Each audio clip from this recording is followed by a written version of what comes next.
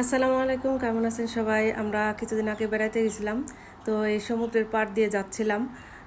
আর সেখান থেকে কিছু ভিডিও ক্যাপচার করছি আর আপনাদের কাছে দেখাবো রাস্তা কিভাবে চলে গেছে পাহাড়ের ভিতর দিয়ে। এই পাহাড়গুলা কেটে তার মাঝখান দিয়ে রাস্তা চলে গেছে, আঁকাবাঁকা রাস্তা। আঁকাবাঁকা হলেও কিন্তু একদম মসৃণ। এখানে ড্রাইভ করতে সুবিধা আছে, আবার অসুবিধাও আছে। খুব কেয়ারফুল থাকতে হয়, কারণ যারা ড্রাইভ করে তারা তো স্টিয়ারিং ধরে বসে থাকে। এর জন্য তাদেরকে মানে খুব সচেতন থাকতে হয়, না হলে অ্যাক্সিডেন্ট হওয়ার ভয় থাকে, ঘুম চলে আসে, বোরিং ফিল হয়। মানে কিছুক্ষণ পর পর কিছু একটা খাওয়া বা কথা বলা বা কোনো কিছুতে অ্যাক্টিভ থাকতে হয়।